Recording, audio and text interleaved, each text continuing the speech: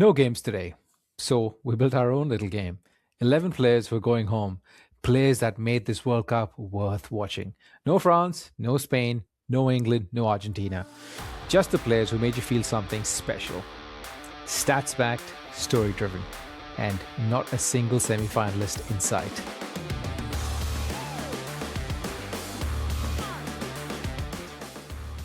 Ladies and gentlemen, welcome back to another episode of FUT Review World Cup Daily. As we all know, there is sadly no games today. I'm having a big issue with waking up in the morning and realizing that there's no games. We're doing something different today, though. Every tournament has its own team at the tournament. Usually it is full of big names and from the nations that we want to go furthest. We're not doing that today. We're not doing that. No France, no Spain, no England, no Argentina. This is our team of the tournament of players that have done something and have gone home. Stats backed and story driven. With me today, I have John. Hey, John. Good morning. No trouble waking up here in the middays anymore. I just don't sleep anymore. Also, first time ever we did a podcast together where you're not wearing a cap, I think, Shaq. That's right. I just finished work. I just finished work and literally just jumped into podcasting mode. And it's been a weird day. It's been the first Monday in a long time where I haven't had games playing in the background. And I'm telling you what, I'm going to miss this World Cup. I really am. I'm already having withdrawals and I don't know. John, before we start, which player from the eliminated team do you think has been most impressive? Before we go into the players, just one player that sticks to your mind, any one player. Eliminated must be Haaland, I suppose. Nice. Yeah. And any moment that sticks in your mind? Either Vozinha's performance or Rome's. I think Rome's performance is 15 saves in a match. Spoken like a true goalkeeping fanatic. Look, I think for me, needless to say, it's Cabral. The finesse shot from outside the box to equalize against Argentina. Oh, it's just the way that moment felt was incredible. And I think that's my lasting memory of this particular World Cup. So, all right, John, let's get into it. So, listeners, what we propose to do today is we will go through the top 11 that we have picked, stats-based, story-driven. So it's not purely just stats. It's not just story. It's a combination of both. So here's our. So we'll start from our goalkeeper. So, John, you mentioned some goalkeepers. You said Ram, you said Vozinha. So let's start with the goalkeeper. I think the standard performance goalkeeper-wise has to be, drum roll, go for it. Vozinha. Of course. 40-year-old, 2 World Cup games, 15 saves. That is Vozinha's story. And nothing about it makes any sense in the best possible way. On his World Cup debut against Spain, he made 7 saves to keep a clean sheet. Only Northern Ireland's Pat Jennings had made more saves as a 40-plus goalkeeper at a World Cup. Then, against Argentina, with Lionel Messi in front of him, he went one better. 8 saves. He did not Messi a free kick in the 73rd minute, scrambling from one post to the other in a single movement. That was a brilliantly saved free kick. Cape Verde's entire tournament was built on this man's reflexes, and he finished the tournament with more dribbles than Cristiano Ronaldo. Vozinha is in our team. I hate that stat. About Cristiano. I despise that stat, but it is the truth. Yeah, it's a tough one to swallow. Also, the story where he had almost no Instagram followers, and then he was at 7 million after match 1. That was an amazing story. Plus, his mom couldn't come over financially, and there was a visa issue apparently, and that everyone just grouped up and made sure that could happen for the last 2 matches on the group phase. I mean, those two, and combined with the guy's 40-year-old, and he might actually get a transfer to, I think, Miami, New York, somewhere. I saw the Inter Miami links, but hey, I think that's a bit much. I think he's in his 40s. And look, the good news stories are brilliant. Like I'm glad I spoke about that. Mate. Just possibly, I think they get Messi, they get Beckham in for selling T-shirts and just promoting themselves. This could be one of those promotions done. Give him a decent salary. Make sure he shows up with photos. I mean, He'll be fine. And as you said, I think he probably had 30 to 40,000 Instagram followers. I don't know how, but he developed a lot of followers and now he's got millions. So that itself is a lucrative pathway, and all power to him. This, I think, if you think of a goalkeeper this tournament, I think Vozinha is the first name that we'll think of. And it's lovely. This is the beauty of the World Cup, where names just come through that we never associated with a footballing team. and they will be there in the echelons of World Cups. Right. Definitely. Good goalkeepers, though. Shout out to Bounou, Morocco.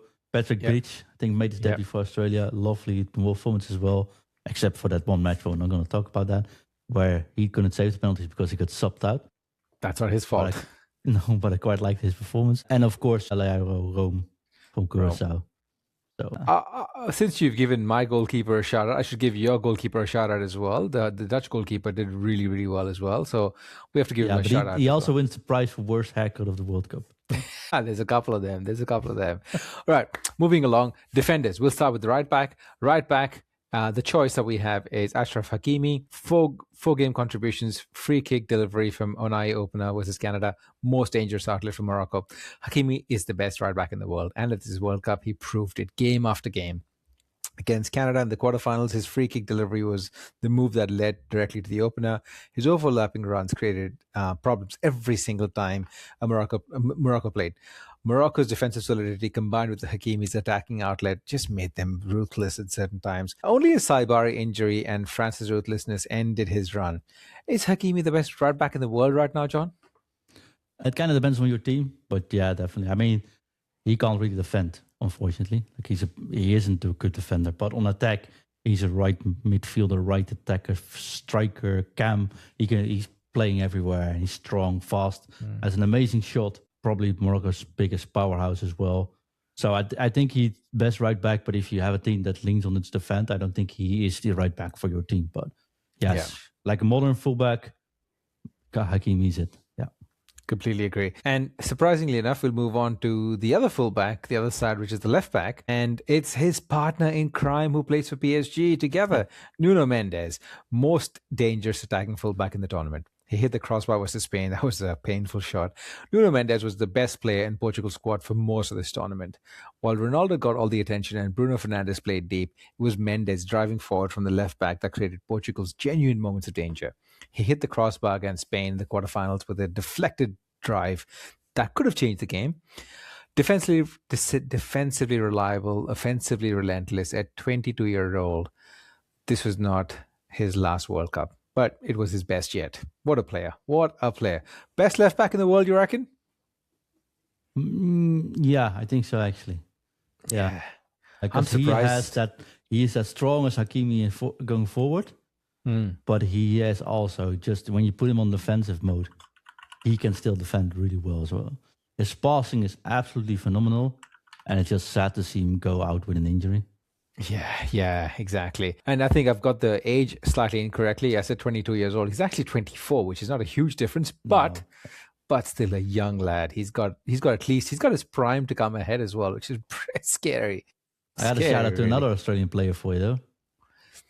Jordan Vos, yes, who's injured for 3 months, by the way. So that's one heck of a party and give. But fastest left back in the world.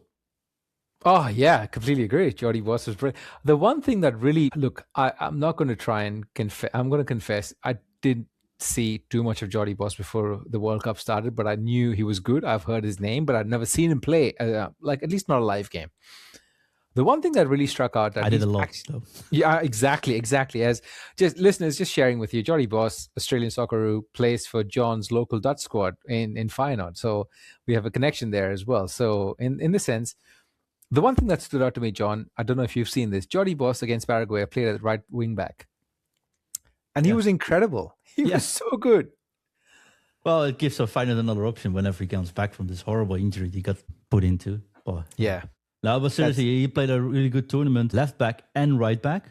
And of course, I've seen him as Feyenoord, so I'm a little bit biased.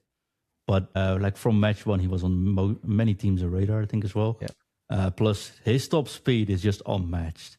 I don't think there was no player faster than him on this tournament, which is insane when you got the likes of Haaland running around. So shout out to him. But Nuno Mendes and Hakimi, mate, you should, if you have vote in your team, that's insanity. Exactly. Well, moving on, we'll go to the spine of defense, which is the centre backs. Number the first pick is going to be a bit of a. Actually, both of our picks are going to be slightly interesting, but the first pick Your picks. was. You should... Well, yeah, these are my picks. Okay, the first one is this is part of the defense that never trailed all tournament, and my pick is Manuel Akanji. Just humor me there. Switzerland are the only team at this World Cup that never trailed at any point in the entire tournament, including qualifiers. Akanji was the organising force at the heart of that. He shut out Colombia for 120 goalless minutes in the round of 16. He faced Messi in the quarterfinals and competed at 29. He's still in his prime. And this was his best World Cup performance. And the most statistically dependable centre-back from any eliminated team. John, what are your thoughts on this? Akanji is well-deserved in this place. As I said this week, Switch is a very underrated team. Akanji has been inch perfect. Yeah. Yeah, he was a colossus especially against Argentina as well. He was a complete colossus for huge moments of the game. There were times of the game where I thought he was playing as a defensive midfielder because he was just constantly at the halfway line trying to shut things out. He was on fire. The other centre back that I've picked it's from Dr. Congo, our friends, Doya Congo. Let's do the Fimba. It's Chancel and Mbemba. The son Chancel and Mbemba. From our Newcastle fans, you would seen as DR Congo were making the first World Cup knockout appearance since 1974. They've actually had a change of name as well. They used to be called Zaire back then. And Mbemba organized a defense that had no business competing with the teams that they faced. His cross in the 7th minute against England set up Sipenga for one of the goals of the tournament. And at 30, he's an experienced leader and a young DR Congo team needed. He's the unsung anchors of the tournament's great stories. Your thoughts, John? Yeah, so I definitely think he was worth mentioning. He wasn't on my list of being called here, though. It doesn't mean he doesn't deserve it. But my shout-out, and this sounds a little bit weird maybe, was Jean-Paul van Ecke from Dutch squad. Oh, yeah? First time playing as a fully international defender next to Van Dijk. Yeah. Had 3 high scores of the 3 matches as well in the Netherlands. So although you can't say Netherlands didn't play well, he definitely did play well. And he has 2 standout moments for me. Like the first match, he got elbowed in the eye. He had a black eye closed up, and he just played that match. Didn't bother by it. And in the match against Morocco, he got hit in the head and just opened up his whole head. So just kept bleeding. And he has white blonde hair, and it was all dyed red with all the blood on it. And he just kept playing as well. Absolute fantastic performances. Did he go to Tottenham yet? I think so. Yes, he's moved. Yeah, so he's transferred to Tottenham in that same period. Young, super strong. Definitely, he's the new Van Dijk. I'm just saying it out loud right now. Wow. So I think he's one of those superstars. Unfortunately, we haven't seen too much of him yet, right? But the 4 performances he put in, he was 4 times the best player on the pitch. So I think Jean-Paul van Ecke would be my spot. Nevertheless, Mbemba, what a run here as well. So I'll tell you what, when you started talking about Van Heck, this is me showing my native Premier League where I just thought Van Heck. Fair enough. Well, what was his name? Van Heck. Yeah, fair enough. Yeah. I was like, who's this guy? I thought it was Van Heck that was playing centre back next to Van Dijk. No, you're quite right. You're pronouncing the name correctly. And I just was... you guys say Gullit, so there's that. Yes, we do. And we also say, I'm trying to think of another interesting... Anyway, we'll get there. We'll say Gakpo, not Hakpo. Yeah. Right. Well, before we humor ourselves into silliness, let's move on to our midfielders. Right. Central midfield. The pick that I have in central midfield is another of our Swiss compatriots who is Granit Xhaka. Xhaka is a 33-year-old and was most certainly his last World Cup. He captained Switzerland to their first quarterfinal since 1954 when they hosted the tournament. 6 games. Defensive midfield structure of Switzerland's system ran him through. Against Colombia, he scored his penalty in the shootout when the pressure was the highest. He was booked on the yellow card tightrope against Argentina, which tells you everything about how physically committed he was. The most complete defensive midfielder of the eliminated teams. And I completely agree. He was phenomenal this tournament. What do you think? What are your thoughts, John? Yeah, I think Saka is definitely a good choice. I had someone else from Swiss in that list. Yeah. That was Vargas. Oh, yeah. So, but I again, It's potato, potato, tomato, Yeah. tomato. It's just, both have had a terrific midfield for Swiss. Both have had a terrific World Cup. Both deserve a spot in this team, and you can pick one. Then I think Xhaka's fine. It's either one of those. Yeah, completely agree. He's had a great tournament. I think there was a resurgence as well. I mean, just not to talk about the regular football that happens, but essentially there was a lot of conversation about where he moves from Sunderland next, and there's a conversation that's sparking up about Chelsea being interested in Xhaka. That shows that he's had a great tournament, and this could he's still got some gas left in the tank. The other central midfielder we had is Martin Odegaard. Most chances created for Norway, 5 games, 4 assists, second in the tournament. He set up both the Haaland goals versus Brazil. Without Odegaard, Norway's World Cup run does not happen. While Haaland got the goals in the headlines, it was Odegaard's vision and delivery that created the moments. He finished the tournament tied second in assists with 4 against Brazil in the round of 16. It was Odegaard's intelligence that gave both the passes to Haaland. Your thoughts on Odegaard? Apparently he's got Odegaard. But just Odegaard, yeah, that's fair enough. No, but 100% deserves. Plus, he can play a nasty drum, mate. I love the fact that he was doing the drums behind after the match. I love that whole concept of the drumming. Yes, it was brilliant. To be fair, I've seen him play often actually live because he was one of the players that got from Heerenveen to Vitesse. Then went into the Premier League, I think. So there's been a lot of matches where I faced him, and the talent just oozes off him. He's a very likable character as well, but definitely the linking pin of this Norwegian squad, right? So, yeah. Completely. I think when we thought about Norway and the World Cup, we always knew Haaland was going to do something, but we all straight away knew there was another player called Odegaard who could do something as well, and he has stepped up to the plate. So well done him. The other central midfielder that we have in this whole thing is it's really hard to pinpoint this guy, is Unahi. As a Dean Unahi, let's give him the full credit. So he was decisive when Morocco needed him the most. Once. And well, exactly. Well, Saibari was gone and the goals were gone, and he just came in and literally scored 2 goals and got Morocco through. I think he had a brilliant tournament. What are your thoughts on Unahi as our next central midfielder choice? Yeah, I did not have him on my list. Mm-hmm. Again, I think his performance when he had to come in, he stepped up. It was excellent, absolutely fantastic. But I felt like we had to put a US player there, to be quite honest. Who did you put? I had Tillman in there. Oh, Malik Tillman. Yep. He scored a couple of free kicks, didn't he? And I think he had played a crucial part in the launch they got in this tournament. Excellent player. And if I looked at the teams that stood out for a long while, it was actually USA. So and since I don't like any of their defense except Dest, but he has no chance of getting it up against Hakimi, right? Plus Dest didn't have a great last match. I think Tillman should be in the starting 11. But respect for Unani, definitely. I don't know who's making the graphics, you or I. But if I am doing it, it's probably Tillman standing here. That's all right. No, that's a fair shot. That's a fair shot. We'll move on to the forward line. So we're playing 4-3-3. So left wing, we will go with Johan Manzambi. This guy is 20 years old. Before the World Cup, nobody outside Bundesliga circles knew who this guy was. He plays for SC Freiburg. He's 20 years old. He's played a handful of senior internationals, then arrived at this World Cup and started dismantling teams with runs from his own half. 4 matches, his 2 assists, his solo run and the square ball for Mbolo against Algeria set the tone for Switzerland's entire group stages. So just to keep some information as well for listeners, I think it's been confirmed that his move to Aston Villa has happened. And there was a video that was circulating today where Emi Martinez was talking to him and he said, "Oh, you're going to Villa?" And they both shared.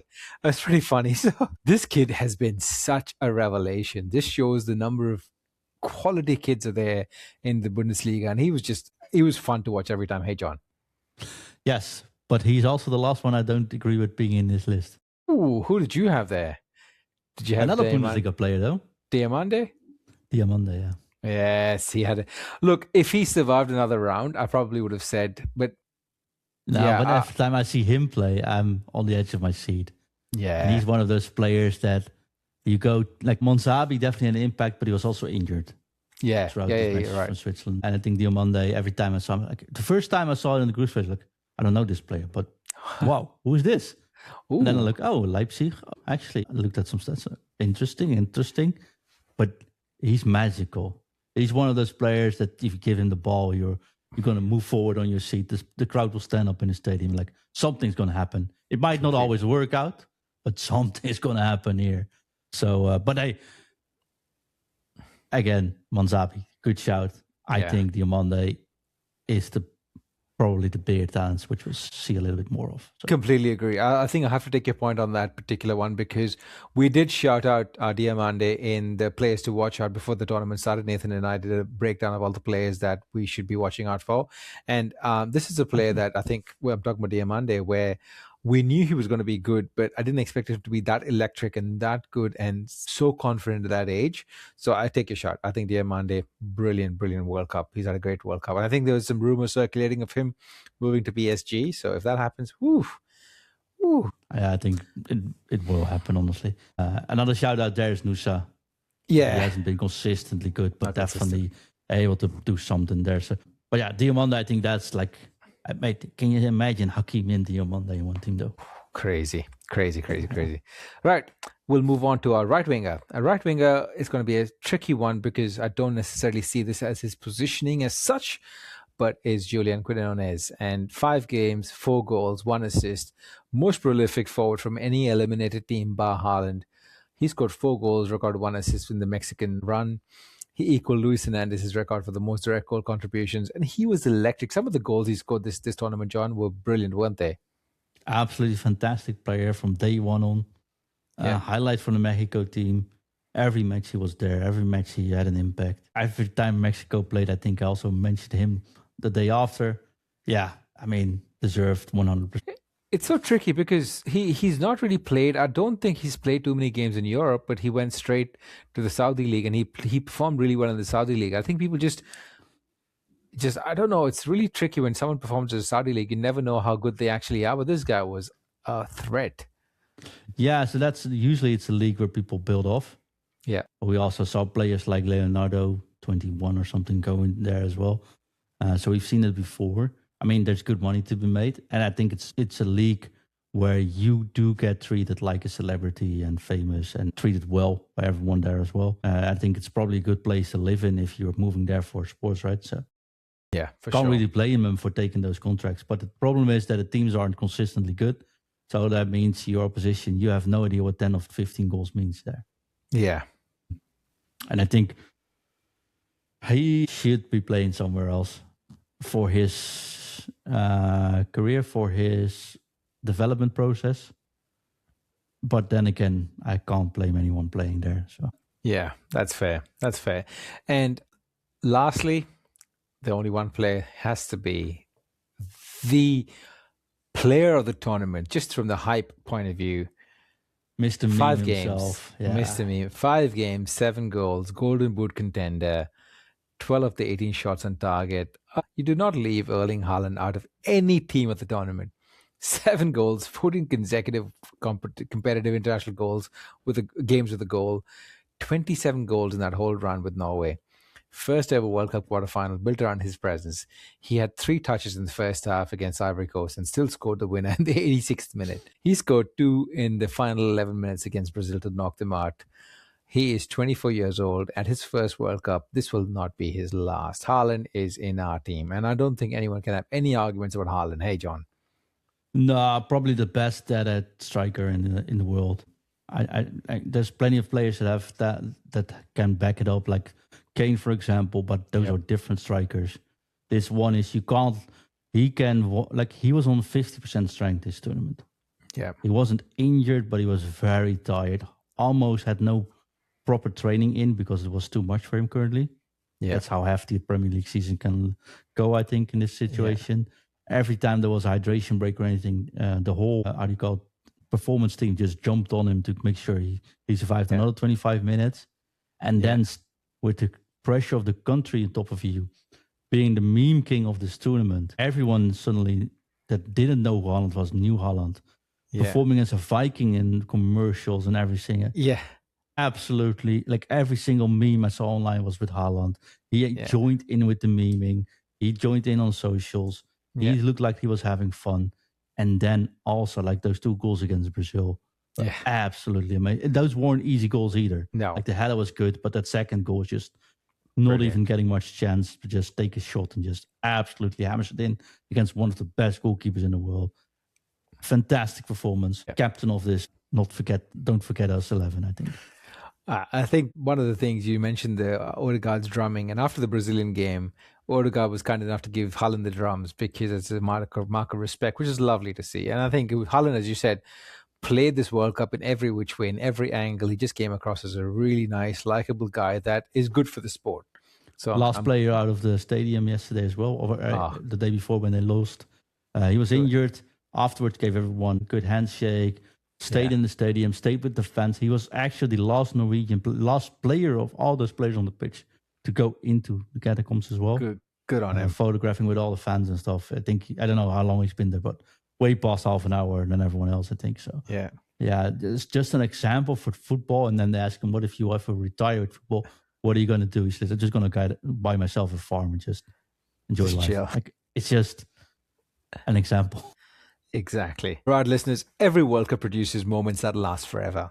The Zico goal that was taken away, the Vozinha at 40 denying Messi, Lopez Cabral in the 103rd minute scoring that screamer, Haaland winning it in the 90th minute with his first half touches, with barely any first half touches, Manzambi at 20 years old running from his own half in the World Cup quarterfinal. None of these players lifted the World Cup trophy. None of them will be in the final. But football is not about who wins. It's about the players who make you feel something, and every single name on this list, millions of people feel something at this 2026 World Cup, and we are thankful for it. We will be back tomorrow to give you another discussion about the World Cup. Until then, see ya. Bye-bye.